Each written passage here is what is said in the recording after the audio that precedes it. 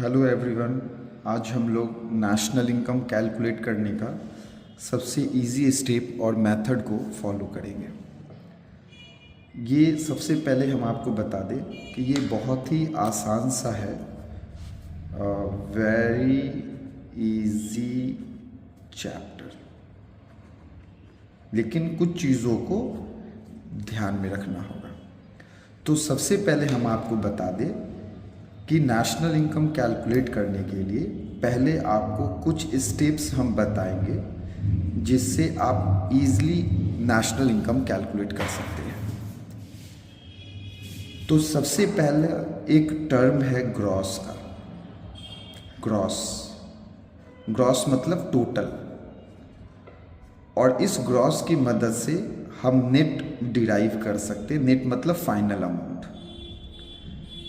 तो ग्रॉस जो है ये टोटल अमाउंट हुआ, नेट जो है वो फाइनल अमाउंट हुआ। तो ग्रॉस का वैल्यू ज़्यादा होगा नेट के वैल्यू से। तो ग्रॉस अगर ये ज़्यादा है और अगर हम नेट में जाना चाहते हैं तो हम लोग माइनस कर देंगे डेप्रिसिएशन। बहुत सारे लोग डेप्रिसिएशन को कंजम्पशन ऑफ फिक्स्ड कैपिटल या फिर रिप्लेसमेंट ऑफ फिक्स्ड कैपिटल भी कहते हैं। तो ग्रॉस बड़ा है, नेट छोटा है, तो बड़े से छोटा में आना है तो माइनस कर दिए डेप्रिसिएशन। और अगर अपोजिट जाना है इसके, तो अब छोटे से बड़े में जाना है, तो जाहिर सी बात है कुछ ऐड करेंगे तभी बड़ा वैल्यू होगा, तो ये ग्रॉस हो जाएगा। तो ग्रॉस और नेट को हम लोग कैलकुलेट कर सकते हैं। ये हुआ फर्स्ट स्टेप। सेकंड स्टेप्स जो है वो है डोमेस्टिक का। आप सब लोगों को पता होगा डोमेस्टिक का मतलब हम लोगों की जो ज्योग्राफिकल बाउंड्री है, गवर्नमेंट ने जो बनाया है, जो पॉलिटिकल फ्रंटियर है जिसके अंदर फ्रीली गुड्स मूव कर सकता है, वो डोमेस्टिक है। और नेशनल आप समझ रहे होंगे। अब इंडिया के अंदर डोमेस्टिक है और अगर आप अब्रॉड जाते हैं तो नेशनल हो जाता है। तो मोस्ट ऑफ द सिचुएशन में ऐसा हम ये नहीं कह रहे कि हमेशा डोमेस्टिक छोटा होता है नेशनल बड़ा होता है, लेकिन एवरी केस में नहीं होगा। तो डोमेस्टिक से अगर नेशनल में जाना है तो प्लस कर देंगे NFIA। इसका मतलब होता है net factor income from abroad.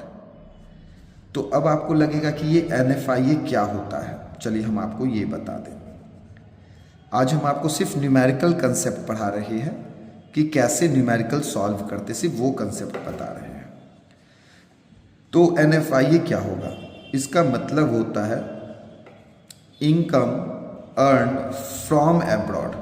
हम लोगों के यहाँ से लोग जो अब्रॉड जाकर इनकम जनरेट कर कर लाते हैं वो, minus income paid to abroad. Paid to abroad मतलब जो दूसरे कंट्री से आके इंडिया से कमा कर लेकर गए वो। तो हम लोग जो कमा कर लाए वो ये है, और वो लोग जो कमा कर लाए वो टू अब्रॉड है। शॉर्ट में आप NFIA का मतलब ये फ्रॉम -2 ये कर देंगे तो NFIA का वैल्यू निकल जाएगा। तो डोमेस्टिक में NFIA को ऐड करेंगे, नेशनल आ जाएगा। और अपोजिट अगर जाना हो तो जाहिर सी बात क्या करेंगे, माइनस कर देंगे, है ना। हाँ, अब आप कहेंगे कि sir most of the cases में नेशनल बड़ा होता है, लेकिन ये छोटा भी तो हो सकता है। बिल्कुल। अब कैसे होगा जरा वो एग्जाम्पल से समझिएगा।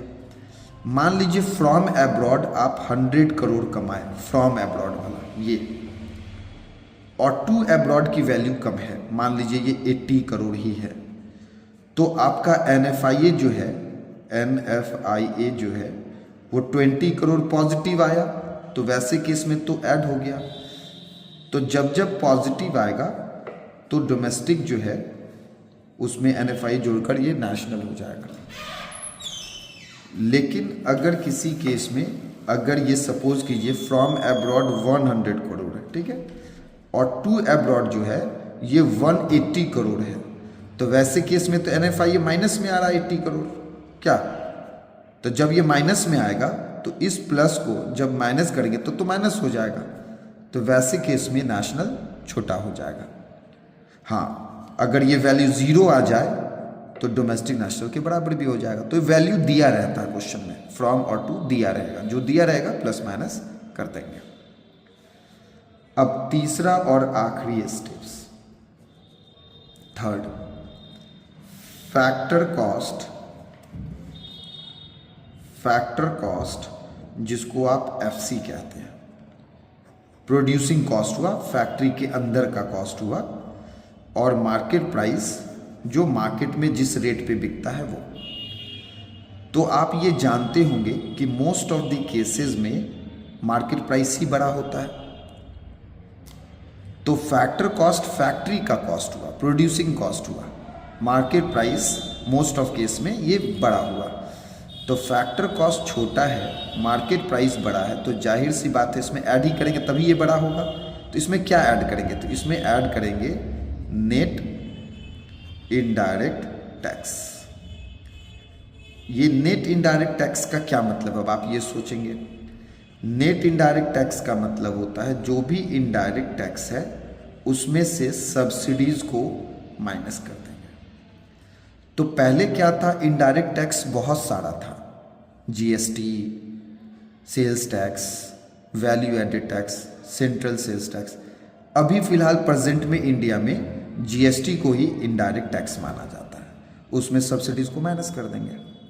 अगर ये पॉजिटिव होगा, जैसे NFI में था, अगर ये पॉजिटिव वैल्यू आएगा तो ऐड हुआ, मार्केट प्राइस बड़ा हो गया। लेकिन अगर निगेटिव होगा तो मार्केट प्राइस छोटा हो जाएगा, है ना। तो अब मार्केट प्राइस तो निकल गया ना ऐड कर कर। अगर हमको जस्ट अपोजिट जाना है तो इसी चीज़ को माइनस कर देंगे तो हम फैक्टर कॉस्ट में चले जाएंगे। तो ये 3 स्टेप को अगर हम फॉलो कर ले तो हम लोगों को फॉर्मूला याद नहीं करना होगा, ईजिली हम लोग डिराइव कर सकते हैं। तो कैसे, अब वो हम आपको बताते डिराइव कैसे करेंगे। एक इकोनॉमी में आपको पता होगा, एक इकोनॉमी में प्राइमरी सेक्टर, सेकेंडरी सेक्टर और टर्शियरी सेक्टर, इन तीनों सेक्टर मिलकर जो प्रोडक्शन करते हैं, तो एक इकोनॉमी में सबसे छोटा टर्म नेशनल इनकम चैप्टर में GDP MP आता है, सबसे छोटा टर्म, इससे छोटा टर्म कुछ नहीं होता है। मतलब प्राइमरी सेक्टर ने भी, सेकेंडरी सेक्टर ने भी, टर्शियरी सेक्टर ने भी, सब ने जो भी प्रोडक्शन किया, वैल्यू ऐड किया, जो भी उससे बनता है ये GDP MP। ग्रॉस ये वर्ड हुआ, ये डोमेस्टिक ये हुआ, प्रोडक्ट जो है ये प्रीफिक्स वर्ड है, MP यानी मार्केट प्राइस। इससे थोड़ा सा आगे की ओर बढ़ेंगे, थोड़ा सा आगे की ओर बढ़ेंगे तो दूसरा टर्म है जिसको हम लोग कहते हैं NDPFC। इसी को लोग डोमेस्टिक इनकम कहते हैं, डोमेस्टिक इनकम, NDPFC को। तो डोमेस्टिक इनकम मतलब अब क्या हुआ, हमारे इंडिया में जनरेट किया हुआ इनकम, इन तीनों सेक्टर के द्वारा जो इनकम जनरेट हुआ वो। और एक इकोनॉमी का सबसे बड़ा टर्म, सबसे बड़ा जो एक्चुअली में आप पढ़ रहे हैं वो है नेशनल इनकम, जिसको कहते हैं NNP@FC, जिसको हम लोग कहते हैं नेशनल इनकम। तो आपको नेशनल इनकम ही निकालना है, तो आपको ये ध्यान में रखना है, क्योंकि क्वेश्चन में कभी कभी आपको ये ना लिख कर कहेगा नेशनल इनकम कैलकुलेट कीजिए, तो आपको पता होगा कि national income is equal to NNPFC होता है, तभी तो आप प्लस माइनस करके डिराइव करेंगे। फिर कभी कभी क्वेश्चन में कहेगा डोमेस्टिक इनकम निकालिए, तो NDPFC को ही डोमेस्टिक इनकम कहते हैं, तो आपको डोमेस्टिक इनकम NDPFC होता है ये पता होगा, तभी तो आप ये डिराइव करेंगे। और ये GDP MP है, तो हम लोग किसी को भी किसी से नेशनल इनकम से GDP MP निकाल सकते हैं इस तीनों की मदद से, GDP MP से नेशनल इनकम निकाल सकते हैं इस तीनों की मदद से। तो यही 3 टर्म है, 3 स्टेप है इजी, जिससे आप नेशनल इनकम जो है कैलकुलेट कर सकते हैं। तो आप ये नोट कर लीजिए, क्योंकि ये सबसे आसान तरीका है। जीडीपी एमपी से छोटा टर्म कुछ नहीं होता। आप ये नहीं कह सकते किसी प्राइमरी सेक्टर ही होगा अगर, और सिर्फ उसी का अगर प्रोडक्शन हो तो उसको क्या बोलेंगे, तो उसको भी जीडीपी एमपी ही बोलेंगे। अगर सिर्फ प्राइमरी सेकेंडरी मिलके ही प्रोडक्शन किया, टर्शरी नहीं किया, तो भी हम जीडीपी एमपी ही बोलेंगे। तो इन तीनों का जो एडिशन है प्रोडक्शन का, वो जीडीपी एमपी ही एक टर्म है, जिसको हम लोग ये 3 प्लस माइनस करके डोमेस्टिक इनकम, उसमें प्लस माइनस करके नेशनल इनकम कैलकुलेट करेंगे। तो आप सब लोग इसको अच्छे से नोट कर लीजिए।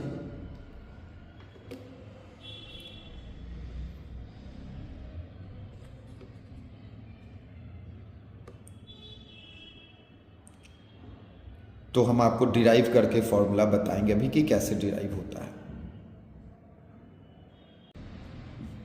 चलिए देखिए, अब हम आपको बताएंगे कि फॉर्मूला डिराइव कैसे होता है। क्वेश्चन में सपोज आपको जीडीपी एमपी का वैल्यू दे दिया, सपोज 1200 करोड़, ये आपको दे देगा, ठीक है। और आपको कहेगा सपोज कि आप नेशनल इनकम निकालिए, NNPFC, यही नेशनल इनकम होता है, प्रीवियस हम आपको बताए हैं, ये निकालना है आपको। तो ठीक है, तो अभी हम आपको जो बताए उसके हिसाब से हम इसको डिराइव करेंगे। जैसे ये पहला वर्ड है ग्रॉस, तो ग्रॉस को हम नेट में कन्वर्ट कर लेंगे। तो हम आपको यहाँ पे बताए हैं, देखिए ग्रॉस से नेट में जा रहा है ना, ये देखिए ग्रॉस और ये नेट, ग्रॉस से नेट में माइनस डेप्रिसिएशन है। तो हम लोग क्या करेंगे, यहाँ पे इसमें माइनस कर देंगे हम लोग डेप्रिसिएशन। तो क्वेश्चन में आपको डेप्रिसिएशन का वैल्यू मान लीजिए 100 करोड़ दे दिया, तो हम 1200 में से इस 100 को माइनस कर दिए, तो ये 1100 ये आ गया। तो ग्रॉस जो है वो नेट में कन्वर्ट हो गया। अब दूसरा चीज़ को कन्वर्ट करना है, डोमेस्टिक, और ये रहा नेशनल।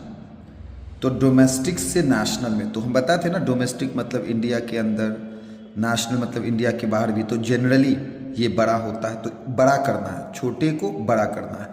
तो हम लोग इसमें क्या करेंगे, ऐड कर देंगे net factor income from abroad, plus कर देंगे NFIA। NFIA का वैल्यू दिया रहेगा, मान लीजिए 150 करोड़ दिया है, तो इसको ऐड कर देंगे, तो ये हो गया 1250 हो गया। तो ग्रॉस से नेट में भी चले गए, डोमेस्टिक से नेशनल में भी आ गया, प्रोडक्ट तो सेम ही रहेगा क्योंकि प्रोडक्शन है। MP से FC में जाना है, तो आपको याद होगा, सब लोग फटाफट बताइए। मार्केट प्राइस बड़ा है, फैक्टर कॉस्ट छोटा है, तो बड़े से छोटे में आना है, तो माइनस ही करना होगा। नेट इनडायरेक्ट टैक्स, इसका वैल्यू क्वेश्चन में दिया रहेगा, मान लीजिए 150 ही दिया हुआ है, दिया रहता है क्वेश्चन में, इसको अब इसमें से माइनस कर दिया, तो फाइनली हमारा क्या आ गया, 1100 करोड़ ये वैल्यू निकल गया। तो यही नेशनल इनकम है। तो इसमें क्या है ना कि ये इजी स्टेप हुआ आपको डिराइव करने का, इसमें कहीं आपको कोई प्रॉब्लम नहीं होगा, डिराइव कर लेंगे, फॉर्मूला याद भी नहीं करना होगा।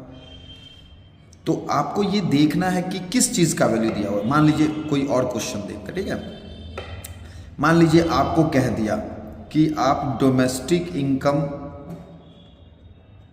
ये दिया हुआ है, ऐसे लिख दिया आपको, मान लीजिए 1500 करोड़ डोमेस्टिक इनकम, और कहेगा नेशनल इनकम कैलकुलेट कीजिए, ठीक है, नेशनल इनकम कैलकुलेट कीजिए, ये आपको निकालना है। तो आपको ये पता होना चाहिए कि डोमेस्टिक इनकम को क्या बोलते हैं, नेशनल इनकम को क्या बोलते हैं। तो प्रीवियस चैप्टर में हमने आपको बताया था, ये 3 टर्म आपको ध्यान में रखना है, इससे आपको नेशनल इनकम का कोई भी न्यूमेरिकल्स बनाने में इजी हो जाएगा। जीडीपी एमपी सबसे जो छोटा टर्म है एक इकोनॉमी का, वो ये है। डोमेस्टिक इनकम को ही क्या बोलते हैं, NDPFC, और नेशनल इनकम को क्या बोलते हैं, NNPFC। तो डोमेस्टिक इनकम ये है, नेशनल इनकम ये है। तो यहाँ पे यही कह रहा था ना, डोमेस्टिक इनकम यानी NDPFC ये दिया हुआ है। अब देखिए, अब आपके लिए इजी हो गया, तो डोमेस्टिक इनकम NDPFC हो गया, नेशनल इनकम मतलब क्या हुआ, NNPFC, ठीक है। तो चलिए अब हम इसको कन्वर्ट कर लेंगे, तो नेट नेट सेम है, तो ये कन्वर्ट नहीं होगा। डोमेस्टिक और नेशनल, हाँ ये अलग है, तो इसको कन्वर्ट कर लेंगे। तो डोमेस्टिक से नेशनल में अभी हम लोग पढ़े प्लस NFIA का वैल्यू बुक में दिया रहेगा, सपोज 50 करोड़, और नहीं दिया रहेगा तो ऐसे लिखा रहेगा इनकम फ्रॉम एब्रॉड -2 एब्रॉड, ये आपको दे देगा 100, ये दे देगा आपको 50, तो माइनस करके NFI हमारा क्या आ गया 50। तो जो माइनस करके आएगा वो यहाँ लिख देना है। निगेटिव में आया तो निगेटिव लिख देना है, पॉजिटिव में आया पॉजिटिव लिखना है, जीरो आया तो जीरो लिख देना है। तो 1500 में 50 को ऐड कर दिए तो ये आ गया 1550। FC और FC ये तो सेम ही है, तो सिर्फ एक ही स्टेप को फॉलो करेंगे और ये हमारा नेशनल इनकम निकल जाएगा। तो आपको कुछ भी याद नहीं करना है, बस वो तरीका है जिससे हम लोग डिराइव करेंगे। हाँ, अब आपके मन में ये क्वेश्चन आ रहा होगा कि सर GDP MP दिया हुआ था तो हम प्लस माइनस करके नेशनल इनकम निकाल लिए, डोमेस्टिक इनकम दिया हुआ है तो नेशनल इनकम निकाल लिए, लेकिन अगर डोमेस्टिक इनकम ही ना दिया हो, GDP MP ही ना दिया हो, तो हम लोग नेशनल इनकम कैसे कैलकुलेट करेंगे, ये है। इसी के लिए जो है आप पढ़ेंगे मेजरमेंट ऑफ नेशनल इनकम, ये पढ़ेंगे मेजरमेंट ऑफ नेशनल इनकम, मतलब नेशनल इनकम कैसे मेजर करते हैं। क्वेश्चन समझ गया ना।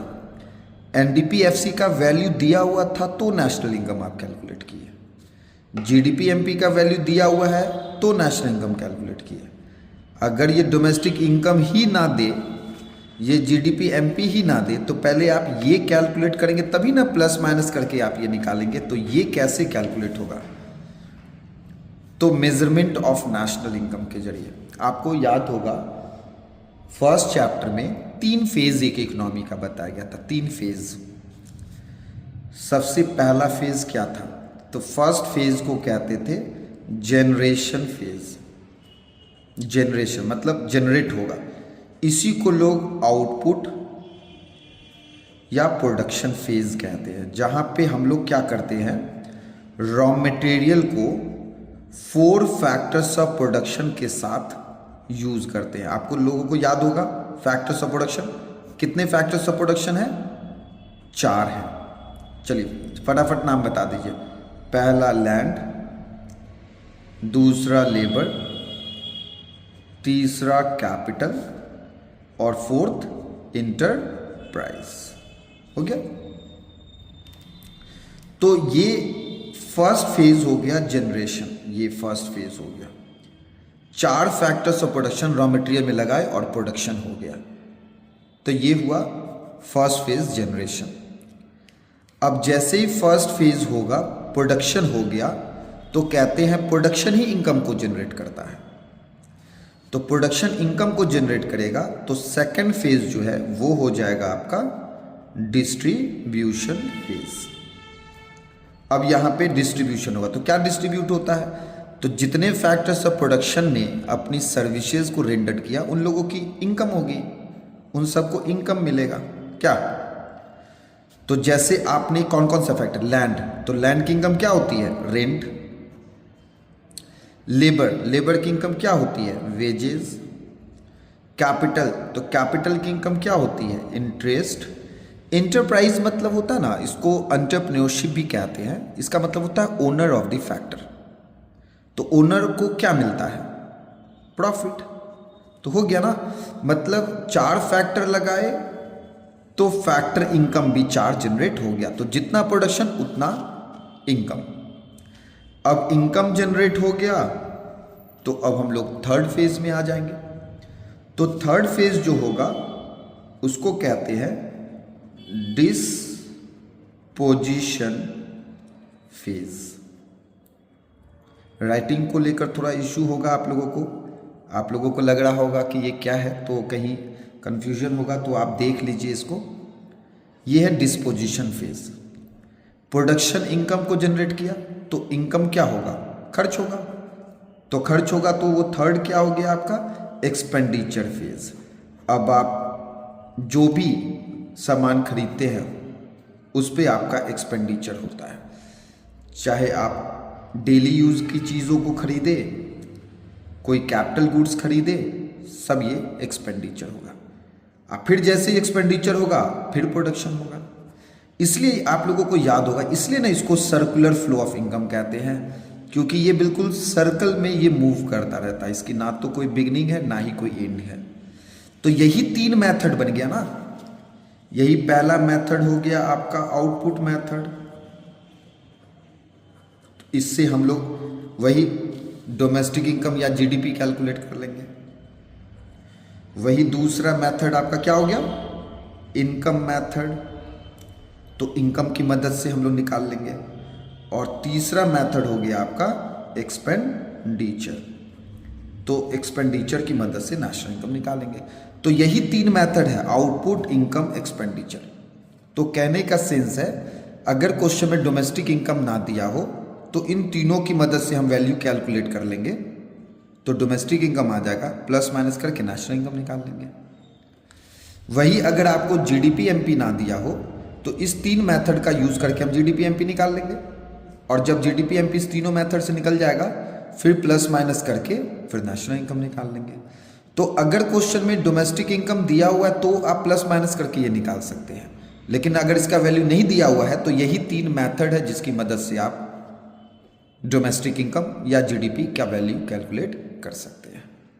तो चलिए अब हम आपको ये बताएंगे कि आउटपुट मेथड क्या है, इनकम मेथड क्या है और एक्सपेंडिचर मेथड क्या है। तो चलिए इसको सब लोग जरा नोट कर लीजिए, देख लीजिए।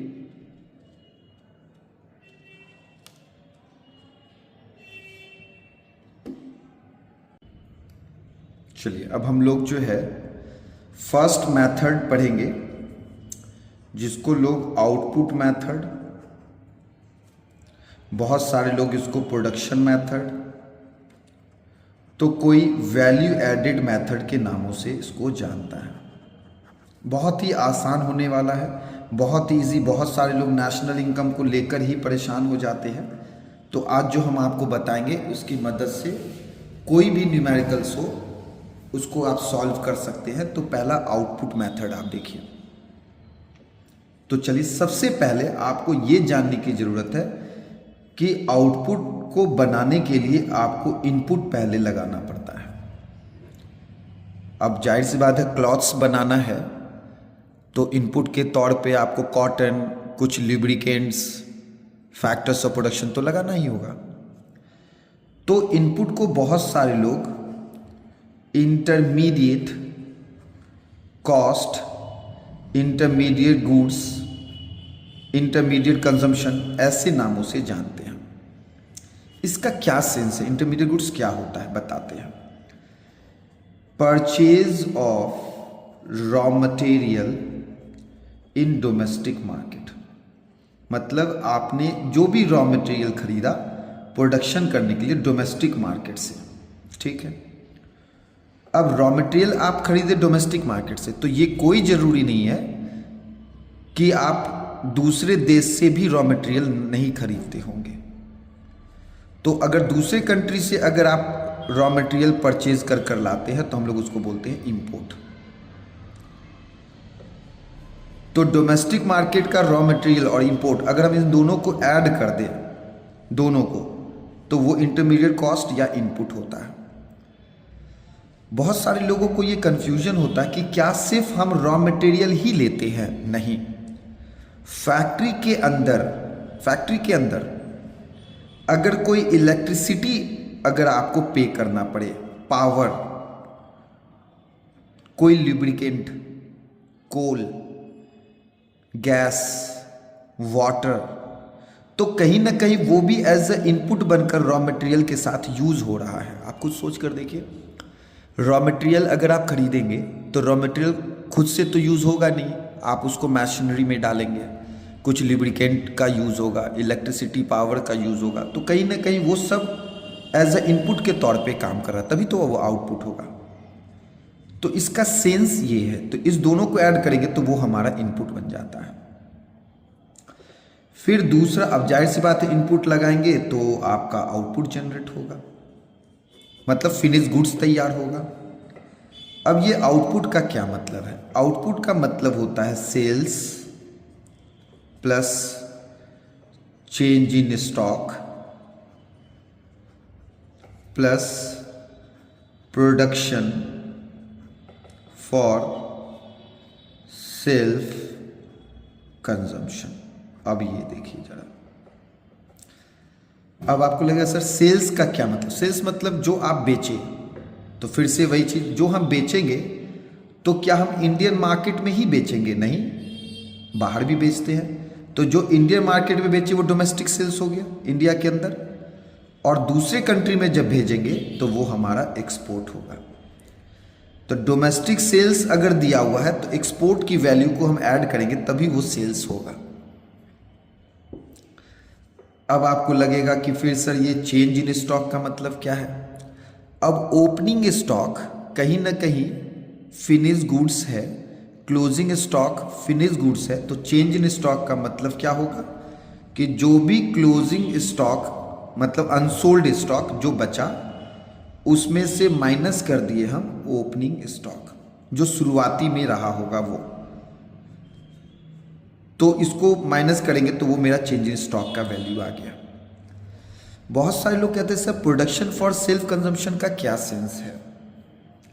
अब जाहिर सी बात है, अगर आप पोटैटो का अगर आप खेती किए, आलू की खेती किए, अगर मान लीजिए आपके ज़मीन में 100 क्विंटल का प्रोडक्शन हुआ और उसमें से 10 क्विंटल अगर आप निकाल लिए अपने यूज़ के लिए और 90 क्विंटल को ही अगर आप सेल किए, तो कहीं ना कहीं 10 क्विंटल जो आप खुद यूज़ करेंगे वो भी तो कहीं ना कहीं आउटपुट का ही पार्ट था। तो आउटपुट में तो वो भी आएगा, जो 90 आप बेचे वो, और 10 जो आपने खुद के यूज़ के लिए रखा वो, इस तीनों को ऐड कर देंगे तो मेरा आउटपुट निकल जाएगा। इनपुट निकल गया, आउटपुट निकल गया, ये मेथड है। तो फाइनली हम लोग वैल्यू एडेड निकाल लेंगे। वैल्यू एडेड मतलब क्या? हर सेक्टर ने कितना वैल्यू ऐड किया। तो वैल्यू एडेड के लिए हम क्या करेंगे कि जो आपका आउटपुट है उसमें से माइनस कर देंगे हम लोग इनपुट को। अगर क्वेश्चन में वैल्यू एडेड दिया हुआ है तो हमको आउटपुट इनपुट की कोई ज़रूरत नहीं है। हाँ, अगर वैल्यू एडेड नहीं दिया है तो हम आउटपुट निकाल लेंगे, इनपुट निकाल लेंगे, दोनों को डिडक्ट कर देंगे। इसी वैल्यू एडेड को लोग GVA@MP gross value added at market price, या नहीं तो लोग GDP-MP कहते हैं। अब आपको समझ में आ गया होगा कि इसका मतलब अगर क्वेश्चन में GDP-MP नहीं दिया हुआ है तो हम इस आउटपुट मेथड में ये अगर डिडक्ट कर देंगे तो GDP-MP निकल जाएगा। अब GDP-MP निकल गया तो हम लोगों को तो नेशनल इनकम ही निकालना है, या जो भी निकालना है क्वेश्चन में दिया रहेगा तो हम आसानी से डिराइव कर लेंगे ना। कैसे डिराइव करेंगे? पिछले वीडियो में बताया कि पहले हम ग्रॉस को नेट में कन्वर्ट करेंगे, तो ग्रॉस से नेट के लिए माइनस करेंगे वही डेप्रिसिएशन, तो ये कन्वर्ट हो गया। फिर डोमेस्टिक है, नेशनल निकालना है, तो डोमेस्टिक से नेशनल में जाना है तो प्लस कर देंगे क्या? NFIA। फिर मार्केट प्राइस दिया हुआ है, फैक्टर कॉस्ट निकालना है, तो मार्केट प्राइस से फैक्टर कॉस्ट में जाने के लिए क्या करेंगे? माइनस कर देंगे। मार्केट प्राइस बड़ा होता है, फैक्टर कॉस्ट प्रोड्यूसिंग कॉस्ट होता है, तो बड़े से छोटे में जाना है तो क्या करेंगे? माइनस करेंगे नेट इनडायरेक्ट टैक्स। इससे हमारा नेशनल इनकम कैलकुलेट हो जाएगा। तो अब आप देखिए, ये जो हम आपको बता दिए, इसमें कोई भी अगर आप बुक सॉल्व करेंगे, जितना भी क्वेश्चन आप सॉल्व करेंगे, तो आपको इसी आउटपुट मेथड से, आपको इसी फॉर्मूले जो हम आपको बता रहे हैं, इसकी मदद से आप कोई भी क्वेश्चन सॉल्व कर सकते हैं। यही आपका जो है वो आउटपुट मेथड है। तो आप ये देखिए, ये जो है हमने पिछले में बताया था, ग्रॉस से नेट में माइनस डेप्रिसिएशन, डोमेस्टिक से नेशनल में प्लस NFIA, यही डिराइवेशन है, यही इजी स्टेप है डिराइव करने का, जो GDP-MP से नेशनल इनकम निकल जाएगा। तो ये मेरा आउटपुट मेथड है।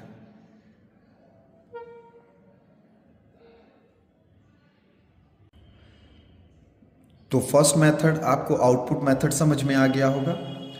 अब हम लोग सेकंड मेथड देखेंगे, इनकम मेथड। मतलब प्रोडक्शन ही इनकम को जनरेट करता है। मतलब पहले प्रोडक्शन हो गया, फिर इनकम जनरेट हो जाएगा। तो इनकम मेथड में आपको याद होगा, फिर से हम यहाँ लिख दे, रेंट लैंड का, फिर वेजेस लेबर वाला, फिर इंटरेस्ट कैपिटल का और इंटरप्राइज की प्रॉफिट। यही इनकम जनरेट हुआ था। 4 फैक्टर्स ऑफ प्रोडक्शन का फैक्टर पेमेंट। तो इनकम मेथड से अगर आपको नेशनल इनकम कैलकुलेट करने का होगा तो सबसे पहला इसका कंपोनेंट है जिसका नाम है compensation of employees. Compensation of employees. Compensation of employees मतलब जो आप एम्प्लॉय को रेम्यूनरेट कर रहे हैं, जो एम्प्लॉय आपके यहाँ काम कर रहा है उसको जो आप रेम्यूनरेट कर रहे हैं, मतलब मई पर मंथ पर एनम जो पे कर रहे हैं, तो आप इसको 3 फॉर्म में पे करते हैं। 3 फॉर्म में। पहला तो आप उसको कैश दे देते हैं कि चलो भाई तुम काम कर रहे हो तो तुम वेजेस ले लो कैश में, चलो तुम सैलरी ले लो, बोनस ले लो, तो ये कैश में आप उसको दे देते हैं, नगद। दूसरा है या नहीं तो आप काइंड में देते। काइंड मतलब हम तुमको पैसा नहीं देंगे, बस वो या तो हम तुम्हें यूनिफॉर्म दे देंगे तो तुम यूनिफॉर्म पहनकर काम करो, या नहीं तो तुम्हें मेडिकल फैसिलिटी दे देंगे, पैसे नहीं देंगे, मेडिकल फैसिलिटीज दे देंगे, या नहीं तो हाउसिंग फैसिलिटीज दे देंगे रहने के लिए, पैसे नहीं देंगे, मतलब अदर फॉर्म में दे देंगे, इस तरह से। और तीसरा एम्प्लॉयर कंट्रीब्यूशन। एम्प्लॉय नहीं, एम्प्लॉयर कंट्रीब्यूशन। एम्प्लॉय नहीं लेना है, एम्प्लॉयर कंट्रीब्यूशन लेना है। तो ये एम्प्लॉयर जो आपके लिए कंट्रीब्यूट किया, जैसे एम्प्लॉयर ने प्रोविडेंट फंड का करा दिया, प्रोविडेंट फंड, या एम्प्लॉयर ने आपके लिए इंश्योरेंस वगैरह करा दिया, तो ऐसा है ये। तो हम कैश, मतलब ये कैश, ये काइंड और ये एम्प्लॉयर कंट्रीब्यूशन, इस तीनों की वैल्यू को लेकर ये कंपनसेशन है। तो अगर क्वेश्चन में कंपनसेशन ऑफ एम्प्लॉइज दिया हुआ है तो इस तीनों की जरूरत नहीं है, लेकिन अगर कंपनसेशन एम्प्लॉइज नहीं दिया है तो इन तीनों को ऐड कर ये वैल्यू निकल जाएगा। तो पहला है कंपनसेशन ऑफ एम्प्लॉइज। दूसरा है इसका component operating surplus. Operating surplus, ये तो वेजेस वाला पार्ट जो है, ये वेजेस वाला पार्ट तो इसमें आ गया, कंपनसेशन में आ गया है ना। ये बाकी बचे क्या 3, तो वो तीनों आ जाएगा ऑपरेटिंग सरप्लस। ऑपरेटिंग सरप्लस का मतलब कोई फिक्स प्रॉपर्टी या एंटरप्रेन्योरशिप को लेकर इनकम जनरेट किया गया हो, जैसे रेंट ऊपर वाला उतारेंगे, वेजेस तो हो चुका है, फिर इंटरेस्ट, फिर है प्रॉफिट और फिर है रॉयल्टी। रॉयल्टी आप लोगों के लिए नया होगा, लैंड या कोई इंटैंजिबल सर्विसेज के बिहाफ में जो पे करते हैं एनुअली, क्वार्टरली, हाफ ईयरली, तो वो रॉयल्टी होता है, सर्विसेज के बिहाफ में जो पे करते हैं।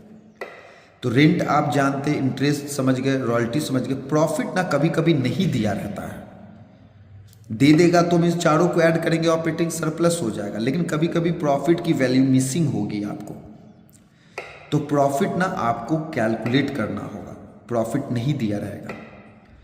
तो प्रॉफिट का मतलब डिविडेंड जो शेयर्स वगैरह पे देते हैं वो।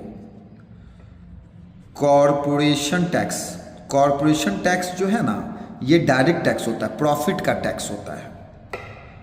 और अनडिस्ट्रीब्यूटेड प्रॉफिट, अनडिस्ट्रीब्यूटेड प्रॉफिट जिसको सेविंग लोग कहते हैं, मतलब जो प्रॉफिट नहीं बांटे, मतलब सेविंग है वो। तो डिविडेंड, कॉरपोरेशन टैक्स, प्रॉफिट वाला ये टैक्स होता है, और अनडिस्ट्रीब्यूटेड प्रॉफिट यानी कि सेविंग, इस तीनों को ऐड करते हैं तब प्रॉफिट आता है। तो अगर क्वेश्चन में प्रॉफिट दिया है तो इस तीनों की जरूरत नहीं है, और प्रॉफिट नहीं दिया है तो पहले इस तीनों को ऐड करके प्रॉफिट निकालेंगे, फिर इन चारों को ऐड करेंगे, ऑपरेटिंग सरप्लस ये निकल जाएगा। ये दूसरा कंपोनेंट है। तो इस मेथड में इंपॉर्टेंट ऑपरेटिंग सरप्लस ही है ये तो इजी है, ये है। और तीसरा बहुत ही आसान, mixed income of self employed. ये कभी कभी क्वेश्चन में दिया रहता है, कभी नहीं दिया रहता है, तो अब आपको लगेगा कि ये क्या है। बहुत सारे लोग ना खुद के, मतलब सेल्फ एम्प्लॉयड, मतलब खुद का फैक्टर लगाए और इनकम जनरेट करके वो अपने पास ही रह गए। जैसे आप लैंड अगर हायर किए होंगे तो रेंट आप दिए, लेकिन अगर वो लैंड आपका ही है तो रेंट कहकर इनकम वो आपके पास ही रह गया, तो सेल्फ एम्प्लॉयड इनकम हो गया ना वो ये है। इसमें कोई कैटेगरी नहीं है, ये मिक्स्ड इनकम दिया ही रहता है। यही 3 कंपोनेंट है इनकम मेथड का। तो कौन कौन सा हुआ? Compensation of employees, operating surplus और मिक्स्ड इनकम। अब इस तीनों की वैल्यू को ऐड कीजिए, कंपनसेशन ऑफ एम्प्लॉइज का, ऑपरेटिंग सरप्लस का और मिक्स्ड इनकम का। इस तीनों की वैल्यू को ऐड कीजिए। जैसे इस तीनों को ऐड करेंगे तो यही आपका वैल्यू डायरेक्ट आ जाएगा एनडीपीएफसी। एनडीपीएफसी याद है ना सब लोगों को? क्या कहते थे? डोमेस्टिक इनकम कहते थे। इसमें जीडीपी नहीं आता, इसमें डायरेक्ट डोमेस्टिक इनकम आ जाता है। आउटपुट मेथड में जीडीपी एमपी आता था ना सबसे पहले, इसमें एनडीपीएफसी आता है। और आपको निकालना क्या है? नेशनल इनकम, एनएनपीएफसी, यही होता है नेशनल इनकम, यही निकालना है आपको। तो जरा देखिए, नेट नेट कॉमन है, कोई डिराइवेशन नहीं। फैक्टर कॉस्ट सिमिलर है, कोई डिराइवेशन नहीं। तो डिराइव क्या होगा? सिर्फ डोमेस्टिक, और क्या डिराइव होगा? नेशनल। तो डोमेस्टिक से नेशनल में जाने के लिए क्या करेंगे? सिर्फ ऐड करेंगे NFIA और हमारा नेशनल इनकम निकल जाएगा। तो इनकम मेथड में आपको कुछ भी बोले कैलकुलेट करने के लिए, इनकम मेथड से जीडीपी निकालिए या कुछ भी निकालिए, तो इनकम मेथड में पहले इस 3 कंपोनेंट का यूज करेंगे तो एनडीपीएफसी ही आएगा। जब हम ये निकाल लेंगे तभी हम फर्दर वही डेप्रिसिएशन, टैक्स, ये सब का यूज करेंगे। ये आने के बाद यही है आपको इनकम मेथड। तो अब आप कोई भी क्वेश्चन अगर बनाइए इनकम मेथड हो तो ये आप नोट सामने में रखिए, बनाइए, फटाफट सारा बन जाएगा। लेकिन याद रखिएगा यहाँ हमने एम्प्लॉयर कंट्रीब्यूशन किया। कभी कभी कंफ्यूजन करने के लिए ना क्वेश्चन में ऐसे लिख देगा एम्प्लॉई कंट्रीब्यूशन, तो ये नहीं लिखिएगा, ये नहीं लिखना है। अगर आप खुद कहीं पैसा लगा रहे हैं तो वो आपके लिए कंपनसेशन कैसे हो सकता है? आपके एम्प्लॉयर ने, मतलब आपके बॉस ने अगर कंट्रीब्यूशन किया तो वो आपके लिए कंपनसेशन होगा। तो ये वर्ड को आप याद रखिएगा, यही है आपका इनकम मेथड। तो 2 मेथड हम लोगों का हो गया, नहीं, आउटपुट मेथड, इनकम मेथड। अब थर्ड बचा है एक्सपेंडिचर मेथड। चलिए लास्ट मेथड हम लोग देखते हैं जिसका नाम है एक्सपेंडिचर मेथड। हर मेथड की कुछ खासियत है, उस पर आपको ध्यान रखना है और उसको कैलकुलेट अच्छे से करना है। एक्सपेंडिचर मेथड, खर्च। तो पहले प्रोडक्शन हुआ, आउटपुट मेथड, वैल्यू एडेड। दूसरा इनकम हुआ, अब एक्सपेंडिचर। तो एक्सपेंडिचर मेथड मतलब होता है खर्च। हाउस होल्ड है, फर्म है, गवर्नमेंट है, सब खर्च करती है अलग अलग चीज़ों पे। उस मेथड से नेशनल इनकम निकालना है। तो इसका पहला कंपोनेंट है हाउस होल्ड। हाउस होल्ड मतलब समझ रहे हैं, हम और आप। बहुत सारे लोग इसको प्राइवेट भी कहते हैं, private final consumption expenditure. Expenditure से नाम से ही समझ में आता है कि ये एक्सपेंडिचर ही मेथड है। अब आप जो 365 डेज जो भी आप खरीद रहे हैं, TV, fridge, clothes, chocolate, biscuit, ice cream, सब हाउस होल्ड एक्सपेंडिचर है। दूसरा आ जाइए गवर्नमेंट का फाइनल कंजम्पशन एक्सपेंडिचर। गवर्नमेंट भी जो है अपना एडमिनिस्ट्रेशन, अपनी इंस्टीट्यूशन को चलाने के लिए अलग अलग तरीके से खर्च करती है। अब गवर्नमेंट हॉस्पिटल है, गवर्नमेंट डिफेंस आर्मी है, गवर्नमेंट के स्कूल, कॉलेज, यूनिवर्सिटी है, तो उन सब जगह पे वो सैलरी, वेजेस, इन सब चीज़ों पे वो खर्च करती है, देती है, पे करती है, वो गवर्नमेंट का है। ये इस नाम से आपको दे देगा। थर्ड नेट एक्सपोर्ट, ये तो आप जानते हैं। नेट एक्सपोर्ट का मतलब आपने पढ़ा है, एक्सपोर्ट यानी एक्स माइनस इंपोर्ट, तो वो नेट एक्सपोर्ट हो गया। फोर्थ, इस मेथड में सबसे ज्यादा इंपॉर्टेंट यही है, ग्रॉस डोमेस्टिक कैपिटल फॉर्मेशन। हर मेथड में एक बहुत इंपॉर्टेंट चीज़ होता है। इस मेथड में आपके लिए सबसे ज़्यादा इंपॉर्टेंट यही है, इसी पे आपको ध्यान देना है। क्या है? Gross domestic capital formation. ये तीनों टर्म आपको पढ़कर समझ में आ गया होगा। ये वर्ड आपको समझ में नहीं आया होगा कि इसका मतलब क्या है। ग्रॉस डोमेस्टिक कैपिटल फॉर्मेशन कुछ क्लियर नहीं हुआ। चलिए हम आपको इसको क्लियर करते हैं। इसका मतलब क्या होता है? इसका मतलब होता है gross domestic fixed capital formation plus change in stock. तो चेंज इन स्टॉक तो आउटपुट मेथड वाला याद होगा। चेंज इन स्टॉक क्या था? Closing stock minus opening stock. ये भी समझ गए, लेकिन फिर ये समझ में नहीं आया। Gross domestic fixed capital formation, यहाँ फिक्स नहीं लगा था, यहाँ फिक्स लगा हुआ है, तो क्लियर अभी भी नहीं हो पाया। चलिए इसको जरा और अच्छे से क्लियर करें। इसका मतलब क्या? चेंज इन स्टॉक तो समझ गए ना, क्लोजिंग माइनस ओपनिंग। ये क्या है? इसका मतलब होता है कुछ फिक्स्ड एसेट्स का इन्वेस्टमेंट। जैसे आप घर बनाए रेसिडेंशियल, तो ये फिक्स्ड इन्वेस्टमेंट होता है। घर जो हम और आप बनाते वो हाउस होल्ड का नहीं है। क्यों? क्योंकि फूड, क्लॉथ्स, ये सब आप बार बार साल में लेते हैं, लेकिन घर क्या क्या है 2, 4, 10 साल 20 साल में लोग एक बार बनाते, तो वो इस कैटेगरी में फॉल करेगा, इसमें नहीं आएगा। या बिजनेस में कोई फिक्स्ड इन्वेस्टमेंट है, होता है बहुत सारे लोग बिजनेस करते हैं तो उसमें भी फिक्स्ड इन्वेस्टमेंट कैपिटल वगैरह लगाते हैं, वो भी इस सब कैटेगरी में नहीं, वो यहाँ है। और दूसरा गवर्नमेंट का, पब्लिक का, मतलब गवर्नमेंट का, फिर से फिक्स्ड इन्वेस्टमेंट। इसका मतलब आप ये कह सकते हैं कि जो भी फिक्स्ड एसेट्स वाला खर्च है, फिक्स्ड एसेट्स वाला, वो ये 3 है। इसका मतलब 1, 2, 3, अगर हम इस तीनों को ऐड करते हैं तो वही कैपिटल फॉर्मेशन होता है। और कैपिटल फॉर्मेशन में चेंज इन स्टॉक जोड़ते हैं तब ये कैपिटल फॉर्मेशन होता है। तो क्वेश्चन में क्या करेगा, आपको जानबूझकर शुरू के 10 क्वेश्चन में आपको डायरेक्ट ये दे देगा, तो आपको लगेगा हाँ ठीक है कैपिटल फॉर्मेशन है, आप लिख लेंगे। फिर क्वेश्चन आगे बढ़ेंगे, लेवल बढ़ेगा तो आपको फिक्स्ड कैपिटल फॉर्मेशन दे देगा, चेंज इन स्टॉक दे देगा, तो आप इस दोनों को ऐड करके ये वैल्यू निकाल लेंगे। ये फिर हम कर सकते हैं। अब फिर आगे जब जाएगा, जब लेवल और बढ़ जाएगा तो आपको ये देगा।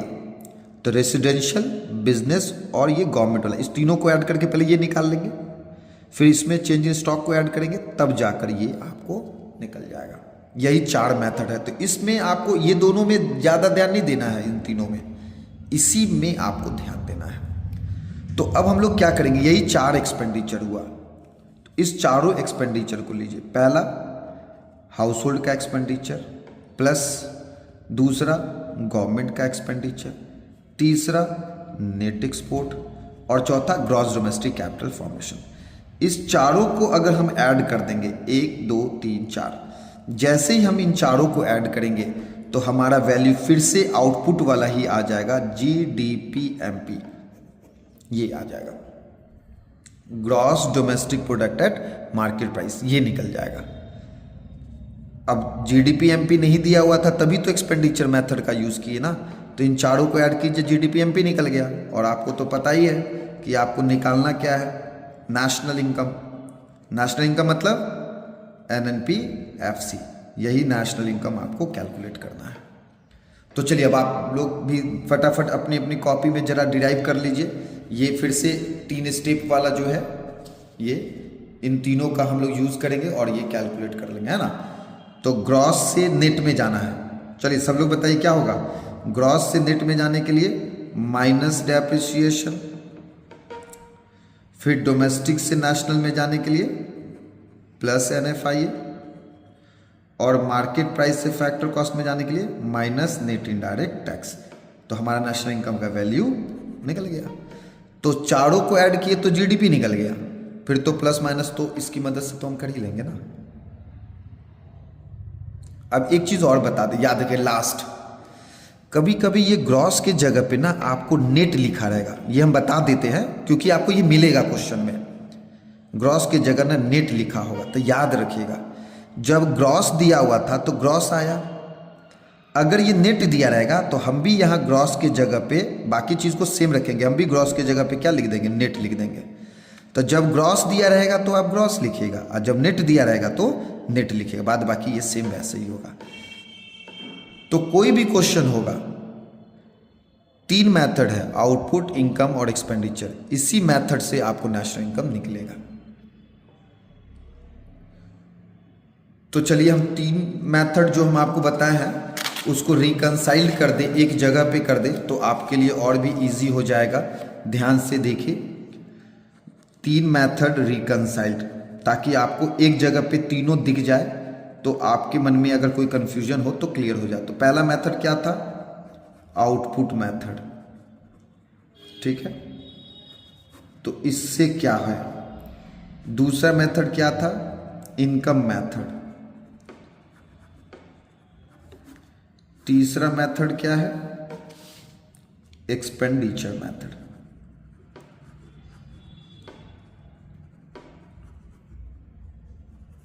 चलिए अब देखिए सब लोग फटाफट, सब लोग रिवीजन भी करेंगे कि हम आपको क्या बताएं हैं।